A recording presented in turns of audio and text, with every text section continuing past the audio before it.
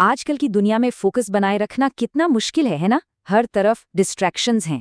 तो आज हम एक ऐसे ही सिस्टम को समझेंगे जो इसी प्रॉब्लम को सॉल्व करने के लिए बनाया गया है। जरा इस नंबर पे गौर कीजिए, 2617। ये कोई छोटा मोटा नंबर नहीं है। एक स्टडी के मुताबिक एक आम इंसान औसतन इतनी बार अपने फोन को छूता है हर रोज। सोचिए, यही वो आंकड़ा है जो उस बड़ी समस्या की जड़ है जिसके बारे में हम आज बात करने वाले हैं। और इसका नतीजा क्या होता है? नतीजा ये है कि हम एक ऐसी स्टेट में पहुंच जाते हैं जिसे सॉस ने हाईजैक्ट कहा है। मतलब हमारा ध्यान सिर्फ भटक नहीं रहा है, उसे बाकायदा अगवा कर लिया गया है, किसी ने उस पर कब्जा कर लिया है। तो चलिए पहले सेक्शन में इसी हाईजैक्ट दिमाग को थोड़ा और गहराई से समझते हैं। इसके लक्षण क्या है और इसके नतीजे क्या होते हैं? और इसके लक्षण शायद हम सबको कहीं ना कहीं पता हैं। सुबह आंख खुलते ही सबसे पहले फोन उठाना, या कभी 5 मिनट भी चुपचाप बिना कुछ किए बैठ ना पाना। बहुत सारे काम शुरू तो कर दिए लेकिन खत्म एक भी नहीं हो पा रहा। ये सब सोर्स के मुताबिक एक हाईजैक्ट दिमाग की ही निशानियां हैं। और यहीं पर इस सिस्टम का सबसे ज़रूरी और कह सकते हैं सबसे दिलचस्प पॉइंट आता है। ये कहता है कि प्रॉब्लम हमारी कमी नहीं है, मतलब ये आलस या डिसिप्लिन की कमी का मामला नहीं है। असल प्रॉब्लम ये है कि हमारा दिमाग ही हाईजैक्ट हो चुका है। तो ये हमारी गलती नहीं बल्कि हमारे माहौल की दिक्कत है। ये एक बहुत बड़ा शिफ्ट है सोचने के तरीके में। तो सवाल उठता है, इसका इलाज क्या है? यहीं से हम आते हैं अपने दूसरे सेक्शन पर। आखिर ये मॉन्क मोड है क्या?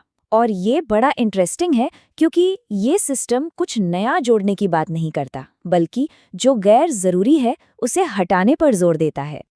तो मॉन्क मोड है क्या? एकदम सिंपल भाषा में कहें तो ये एक 30 दिन का डीप वर्क स्प्रिंट है। मतलब एक 30 दिन का मिशन जिसमें जानबूझकर हर तरह के डिस्ट्रैक्शन से खुद को दूर किया जाता है ताकि सिर्फ और सिर्फ एक जरूरी काम पर फोकस किया जा सके। इसे एक तरह का मॉडर्न एकांतवास समझ सकते हैं, जैसे साधु संत करते थे या फिर किसी वॉरियर का ट्रेनिंग कैंप। अब ये बाकी सेल्फ हेल्प ट्रेंड से अलग कैसे है? 3 बातों की वजह से। पहली चीज, ये टाइम बाउंड है, सिर्फ 30 दिन, न कम न ज्यादा। दूसरी बात, ये पूरी तरह फोकस्ड है, मतलब सिर्फ एक बड़ा लक्ष्य। और तीसरी और सबसे अहम बात, ये एकदम बेरहम है। इसमें कोई बहाना, कोई एक्सेप्शन नहीं चलता। और यही टैगलाइन है जो इस पूरी फिलॉसफी को एक लाइन में बता देती है: 30 दिन, एक लक्ष्य और 0 कॉम्प्रोमाइज। तो ठीक है, फिलॉसफी समझ आ गई, पर इसे करना कैसे है? यहीं से शुरू होता है हमारा तीसरा सेक्शन, इसके 4 स्तंभ। ये इस सिस्टम का पूरा एक्शन प्लान है, इसका ब्लूप्रिंट। पहला और सबसे जरूरी स्तंभ है मिशन। देखिए, एक होता है वेग गोल, मतलब मुझे सेहतमंद बनना है। और दूसरा होता है एक क्रिस्टल क्लियर मिशन, जैसे मुझे 15 पाउंड वजन कम करके 5 किलोमीटर की दौड़ पूरी करनी है। फर्क देख रहे हैं? मिशन इतना साफ होना चाहिए कि वो नॉर्थ स्टार की तरह काम करे, रास्ता दिखाए। दूसरा स्तंभ है शुद्धिकरण या द पोर्ज। सोर्स में एक बड़ी अच्छी बात कही गई है। अगर बाल्टी में छेद है तो उसमें पानी भरने का क्या फायदा? पहले छेदों को बंद करना होगा। इसका मतलब है वो सारी चीजें जो एनर्जी और फोकस को लीक कर रही हैं, उन्हें हटाना होगा। जैसे social media apps, streaming services, यहाँ तक कि वो लोग जो एनर्जी चूस लेते हैं। तीसरा स्तंभ है दिनचर्या यानी रूटीन। एक फिक्स्ड मॉर्निंग रूटीन बनाने का फायदा यह है कि रोज सुबह उठकर सोचना नहीं पड़ता कि क्या करना है। ये विल पावर बचाता है और दिन को एक मोमेंटम देता है। सुबह 5:30 बजे उठना, ठंडा शावर, 10 मिनट का मेडिटेशन और फिर बिना कुछ और सोचे सीधे अपने मिशन पर काम शुरू कर देना। और चौथा और आखिरी स्तंभ है ट्रैकिंग। ये कोई कॉम्प्लिकेटेड सिस्टम नहीं है, बस एक सिंपल ईमानदार तरीका है खुद को जवाबदेह रखने का। हर रात सोने से पहले खुद से बस 3 सवाल पूछने हैं। पहला, क्या आज मिशन पर काम हुआ? दूसरा, क्या रूटीन फॉलो किया? और तीसरा, एनर्जी लेवल 1 से 10 के स्केल पर कितना था? बस। तो जब इन चारों स्तंभों को एक साथ 30 दिनों के लिए अपनाया जाता है तो होता क्या है? चलिए देखते हैं हमारे अगले सेक्शन में 30 दिन का ट्रांसफॉर्मेशन।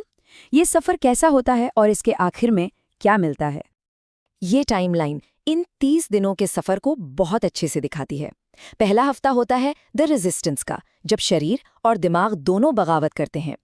फिर दूसरे हफ्ते में आता है द शिफ्ट, जब चीजें थोड़ी आसान लगने लगती हैं। तीसरे हफ्ते तक द फ्लो की स्टेट में पहुंच जाते हैं, जहां काम बिना एफर्ट के होता है। और चौथे हफ्ते में मिलता है द रिजल्ट, एक ठोस नतीजा। लेकिन सोर्स कहता है कि असली नतीजा वो नहीं है जो हासिल किया। सबसे बड़ा बदलाव जो आता है वो है खुद की काबिलियत के बारे में समझ का बदलना। ये एहसास होता है कि जितना सोचते थे उससे कहीं ज्यादा करने की ताकत है। ये एक गेम चेंजिंग एहसास है। ये सब सुनने में तो बहुत अच्छा लगता है, लेकिन एक सवाल मन में जरूर आ रहा होगा, और वो ये कि क्या ये कुछ ज्यादा ही एक्सट्रीम नहीं है? तो चलिए अपने आखिरी सेक्शन में इसी सवाल पर बात करते हैं। मतलब आज की जिंदगी में जहाँ जॉब है, परिवार है, इतनी सारी जिम्मेदारियां हैं, क्या इस तरह का सिस्टम सच में प्रैक्टिकल है? क्या ये बहुत ज्यादा कठोर नहीं है? इस पर सोर्स का जवाब सोचने का पूरा नजरिया ही बदल देता है।